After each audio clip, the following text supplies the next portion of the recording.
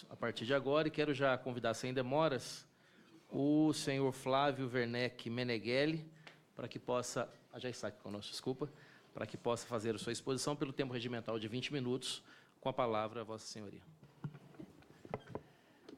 Deputado Flavinho, presidente da comissão, deputado Efraim, relator, nossos colegas presidentes da NAMATRA e da AJUF, eu primeiro agradeço a possibilidade de estar aqui representando a categoria policial federal, os policiais federais, num tema que diretamente influencia no dia a dia e no trabalho dos policiais federais como um todo. As investigações e todo o arcabouço de buscas e de investigações criminais passa, muitas das vezes, pela necessidade de análise, né, de foro, né, e de pedidos e solicitações a tribunais superiores, tendo em vista o foro das pessoas investigadas.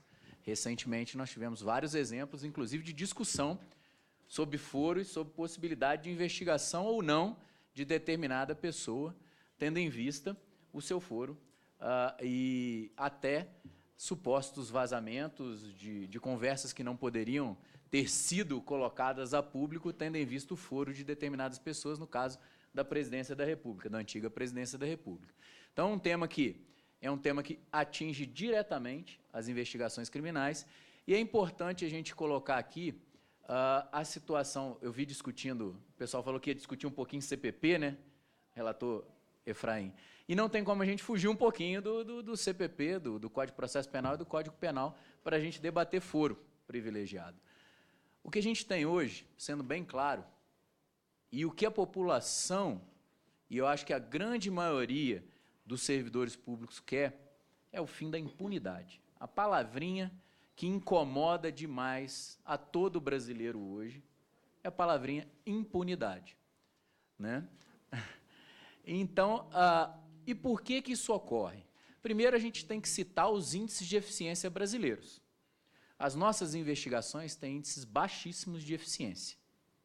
Nós temos, para o crime de homicídio, menos de 8% de eficiência. E onde você quer chegar com isso? Nós estamos debatendo foro. Pois é, gente, se nós temos menos de 8% de eficiência na resolução do crime de homicídios, que é o crime mais grave que nós temos no nosso Código Penal, dá para se imaginar crimes de corrupção e colarinho branco. O último índice apresentado de forma mais veemente e direta foi o índice CNMP 2013, deputado Flavinho, que colocou que apenas 4% dos crimes de corrupção e colarinho branco no Brasil, em âmbito federal, investigados pela própria Polícia Federal, pela minha casa, viram denúncia. Vamos fazer a leitura correta? 96% de quem desvia verba pública federal no país sequer é denunciada na Justiça.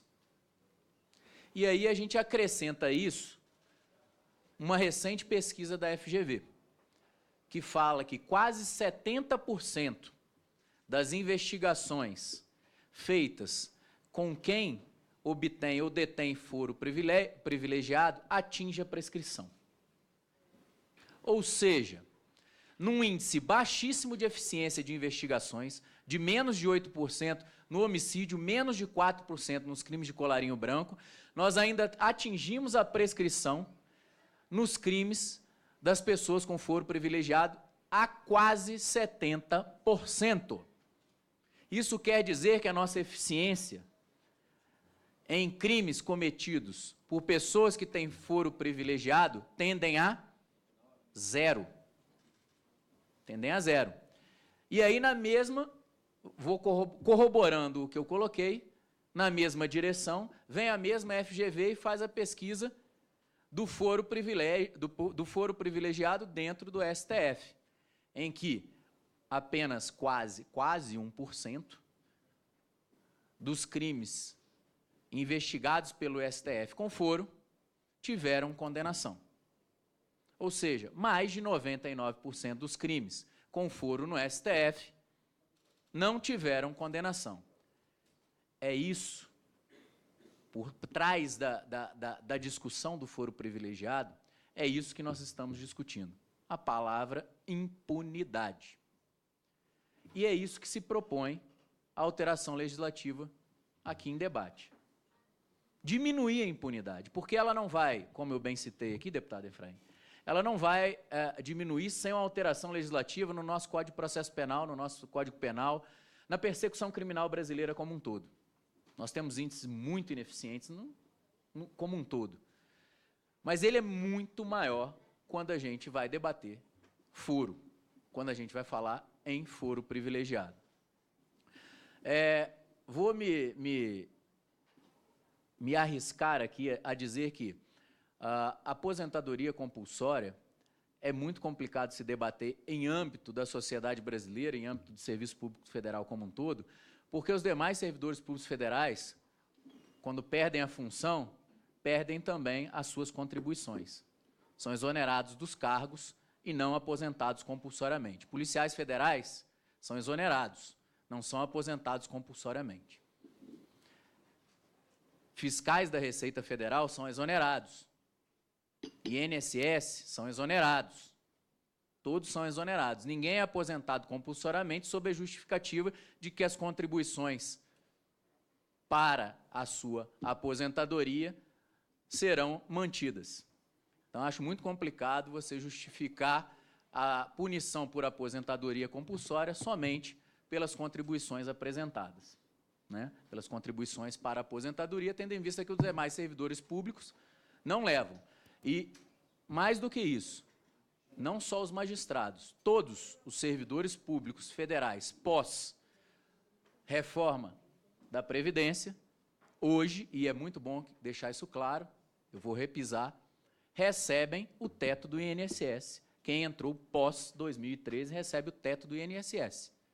Todos. Então, é uma falácia hoje falar que servidores públicos hoje vão receber valores iguais aos valores que percebem quando na ativa. Quando aposentados, pós-2013, todos eles têm o teto do INSS. Bom, gente, eu gostaria de deixar aqui uma súplica, um pedido. Nós debatemos exaustivamente no Senado Federal a matéria. Nós temos um pedido, um clamor da sociedade brasileira por mudança, por alteração na situação do foro privilegiado, do dito foro privilegiado. E se nós fizermos qualquer tipo de alteração na redação do texto hoje aqui apresentado, o que vai ocorrer é, nós vamos novamente, com perdão da palavra, barrigar para a próxima legislatura. É isso que vai ocorrer, todos nós que estamos aqui sabemos disso. Se houver qualquer alteração legislativa no texto apresentado e vindo do Senado, o que vai acontecer é que essa alteração do foro vai ficar para 2019, quiçá para 2020, para 2021, e nós vamos começar a nova legislatura com novos debates e não vamos conseguir fazer qualquer tipo de mudança ou apresentar qualquer tipo de mudança que é o anseio da sociedade brasileira. Então, deixo aqui o pedido ao nosso relator, a nossa súplica à nossa relatoria, para que se sensibilize com os pedidos e os anseios da sociedade brasileira e entenda que a mudança é necessária, a mudança é bem-vinda. Nós temos o Constituinte originário de 88, quando criou o foro privilegiado, ele criou justamente com essa justificativa, de que em determinados rincões do Brasil, nós teríamos uma influência muito grande de determinadas pessoas e que, se não houvesse esse foro, pessoas nunca seriam julgadas. Esse é o espírito do foro, né? Esse é o espírito de se tratar diferentemente essas pessoas. Só que o que a gente vê hoje, qual o reflexo hoje, 2018, 30 anos de Constituição Federal, é que o foro privilegiado leva simplesmente à impunidade. Não está levando a um julgamento justo das pessoas que obtêm e que detêm o foro. O que vem ocorrendo no Brasil é a impunidade de quem detém o foro.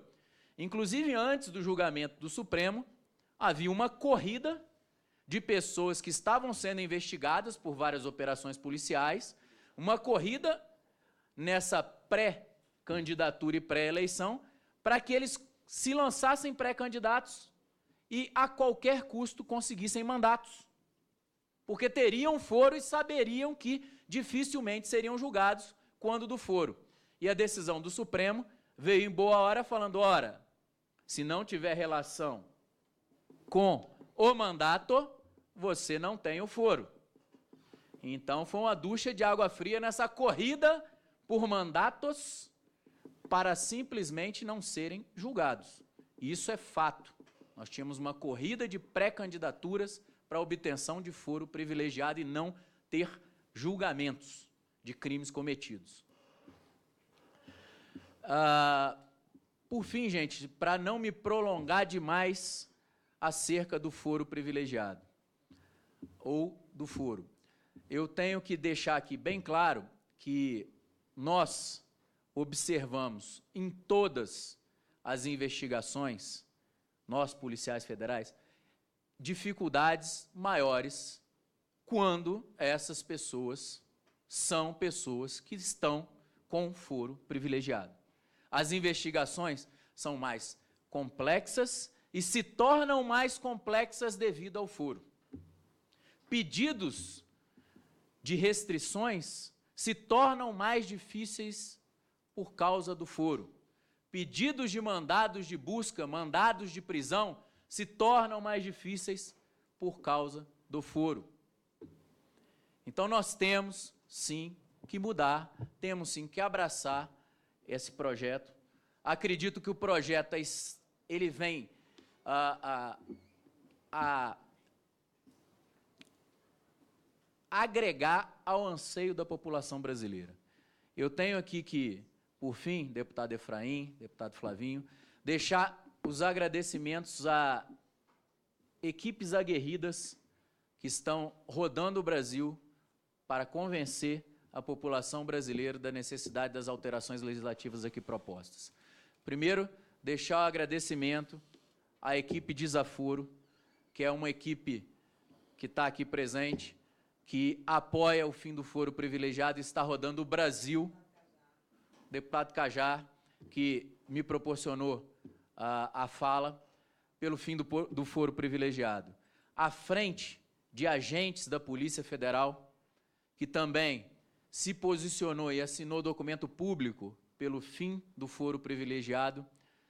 O movimento Acorda Sociedade, aqui presente também, que também se colocou pelo fim do foro privilegiado e apoiando e recolhendo assinaturas de toda a sociedade brasileira pela manutenção do texto aqui apresentado. Volto a repisar, ou nós, por meio da relatoria do deputado Efraim, por meio da presidência do deputado Flavinho, colocamos o projeto o mais rápido possível para votar nessa casa, da maneira como foi encaminhado para o Senado, ou, mais uma vez, nós vamos ter a protelação de alteração legislativa que é anseio da sociedade brasileira. Nós não sabemos efetivamente se nós vamos mudar os índices que estão aqui, mas o fato é, índice tendente a zero, não mais coaduna com os anseios da sociedade brasileira.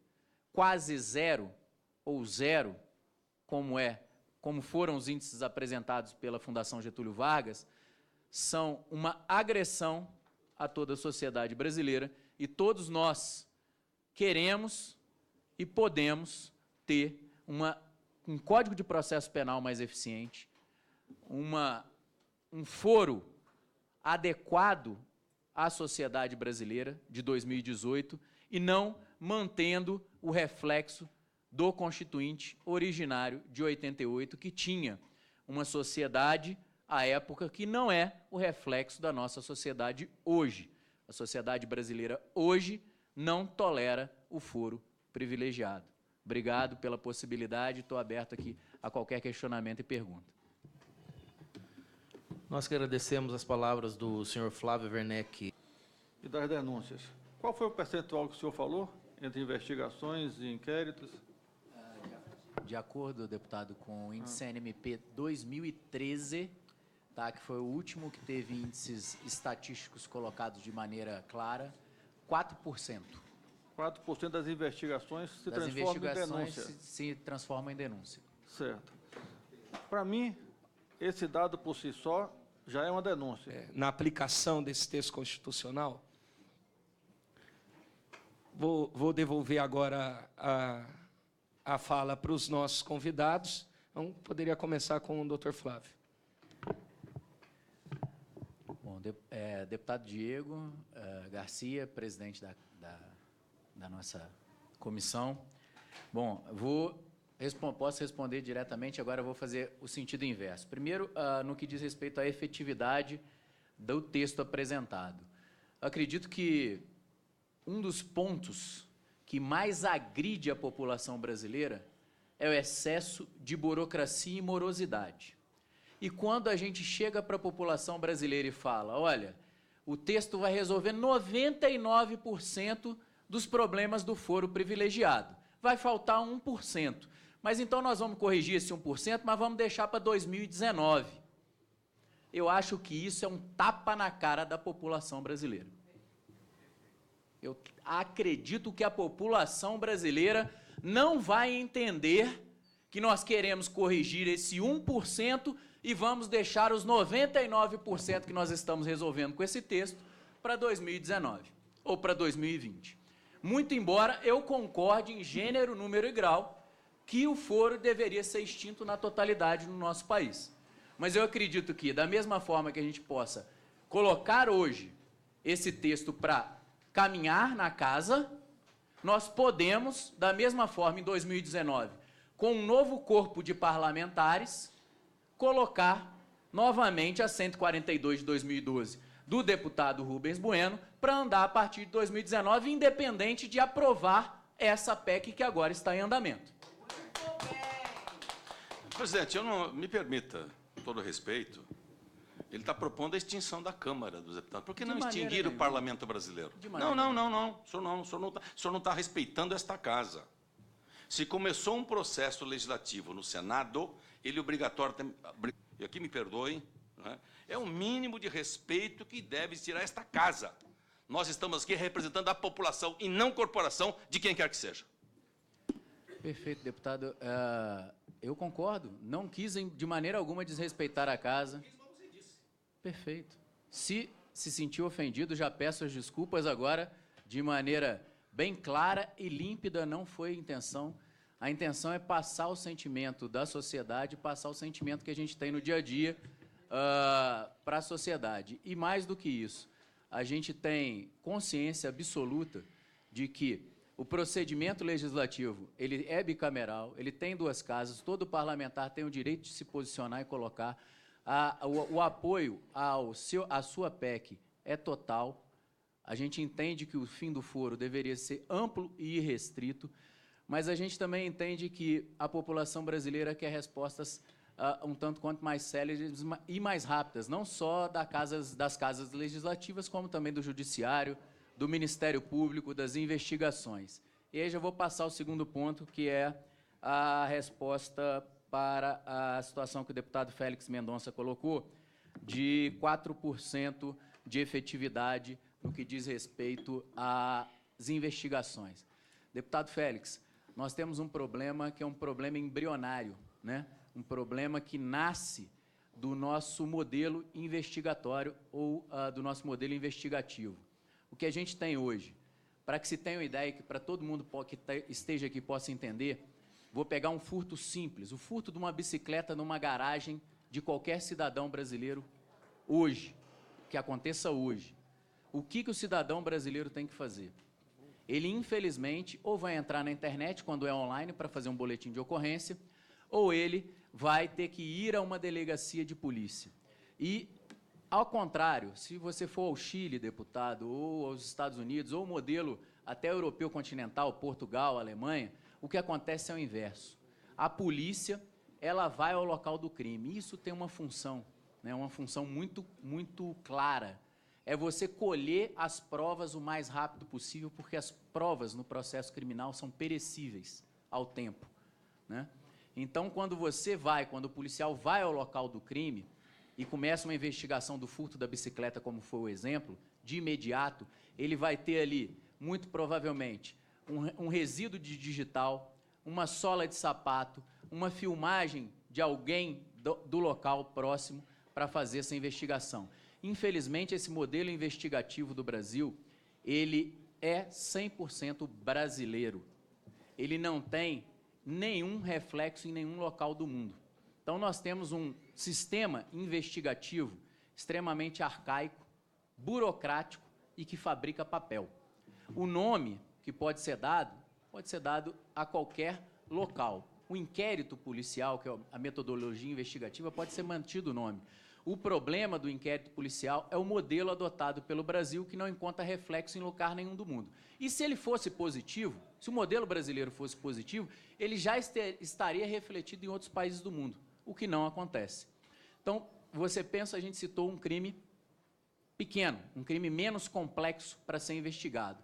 Agora, você imagina isso num desvio de verba de milhões de reais, por exemplo, da educação, da merenda escolar. Como isso vai se iniciar? Então, para isso, a gente tem que mudar o nosso modelo investigativo. A gente tem que dar força para a prevenção, e aí a gente tem que trazer para uma discussão mais ampla sobre investigação os órgãos de controle e de auditagem, para que a gente evite a prevenção. Ela é até 10 vezes mais barata do que o pós-crime, né? E a nossa eficiência na investigação tem que ser alterada. Nós temos retrabalho, estou vendo aqui o representante da Associação dos Procuradores da República sentado ali atrás, nosso amigo Robalinho. Ao retrabalho feito no judiciário do que é feito na investigação. Exemplo, se eu tenho um depoimento de uma pessoa no âmbito da investigação que fala que quem cometeu determinado crime era uma pessoa morena, de cabelo liso, que usava gravata vermelha e estava sentado ao lado do deputado Efraim, dentro da investigação criminal, e em juízo, 4, 5 anos depois, ele falar de maneira alguma, ele não estava do lado do deputado Efraim, ele estava do lado do deputado Félix, não usava gravata vermelha, era louro de olho azul. O que vale é o depoimento em juízo. Então, há um retrabalho, há excesso de burocracia nas investigações brasileiras, e nós não precisamos inventar a roda. Nós temos modelos investigativos que funcionam mundo afora. Nós temos o modelo anglo-saxão, que é o modelo norte-americano, o modelo que o Chile copiou, o modelo inglês, e temos o modelo europeu continental do juiz de instrução. O problema é que a gente fica no meio do caminho, debatendo vaidades de órgãos, tá, deputado? E aí eu faço a meia-culpa, vaidade de órgãos, e não sentamos, nos despimos dessas vaidades e sentamos para debater o que é melhor na investigação para dar uma eficiência que a população brasileira merece. Porque a população brasileira merece, sim, uma segurança pública como a segurança dos Estados Unidos. Merece, sim, uma segurança pública como a segurança pública do Chile, como a segurança pública de Portugal. Qual a sua sugestão? A minha sugestão, hoje, é trabalhar o CPP, que nós estamos com uma especial, uma comissão especial do CPP? Uma comissão especial do CPP, onde nós temos um pré-relatório que vai voltar o Brasil para o século XVII, e ao invés de voltar o Brasil para o século XVII no relatório do CPP, colocar o Brasil no século XXI do CPP. E aí adotar um dos dois modelos, ou o modelo europeu continental do juiz de instrução, ou adotar o modelo anglo-saxão do prosecutor, onde os policiais, diretamente com o Ministério Público, apresentam as provas. O que não dá para a gente fazer é ter um sistema extremamente burocrático, arcaico, onde nós, brasileiros, estamos sofrendo com menos de 8% de eficiência na punibilidade e nos crimes brasileiros. A culpa é do sistema.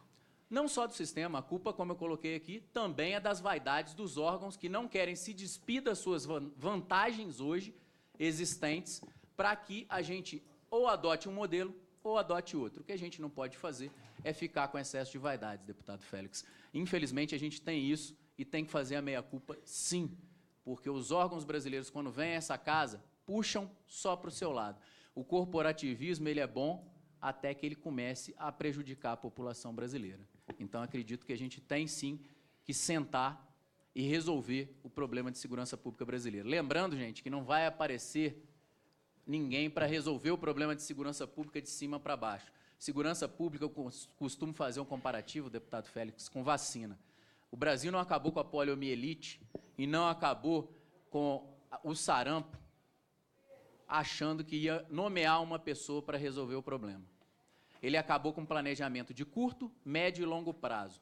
E agora que está extinta a poliomielite e o sarampo no Brasil, nem por isso nós deixamos de vacinar os nossos filhos. Isso é planejamento. Se a gente não tiver um planejamento em segurança pública a curto, a médio e a longo prazo e adotar modelos que funcionem no nosso país, nós estamos fadados a chegar na década de 80, Colômbia, Pablo Escobar. Só que os nossos Pablos Escobares são muito mais potentes do que o Pablo Escobar da década de 80 da Colômbia.